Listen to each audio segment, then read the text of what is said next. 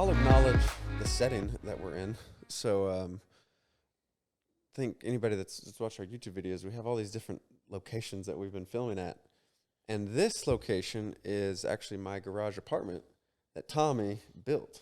I think there was a holdup on some timber that, like some type of shipping delay. And all of a sudden, my project was 2 months down the line and it's like, wait a second, this is a small project, small for K&H.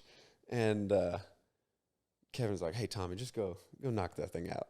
And so I met you guys on this job. So, Tommy, thanks for building my mom's future apartment. No problem. It was the fastest 6 walls ever. Oh my gosh.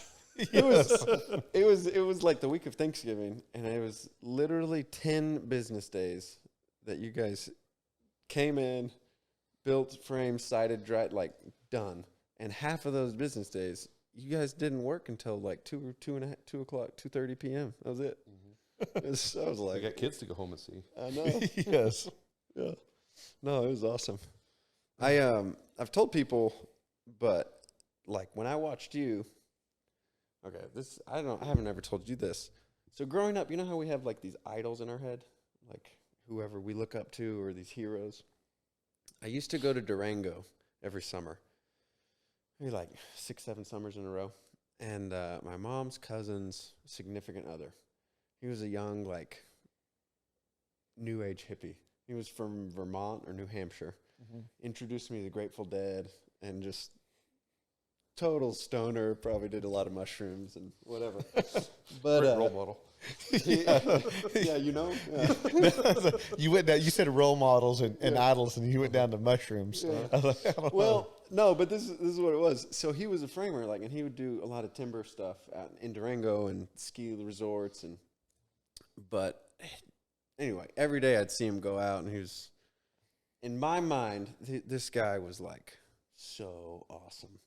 And anyway, beard, everything. When you came, you reminded me of him, and I was like, the perfect weather. I'm building an addition on my house. The weather was like 60s, and it was just perfect. I was like, man, I want to build. Like, I gotta get out of my job. And so you were the reason why I even wanted to work with Kevin. And I was like, well, this guy's clearly capable of a lot of things, and he's been with Kevin for over 10 years now. Like, so what's Kevin about? And so anyway, Kevin, that's Tommy's why I was like, Kevin, I want a job. I want a job. Like, so anyway, there's that. Thanks for my career change. No problem. Hope you enjoyed it. Or enjoying it. Yeah. I try to tell him he hasn't. I try to tell him, like, give it a decade and he'll, be angry old man. But he tells me he's not going to be. No, I refuse. Yes, I refuse. I'm going to try to be that jolly, giddy kid forever. I mean, you don't technically love your job every day. There's certain days when I'm just like, I don't want to do this anymore. Well, this summer was 110 every day.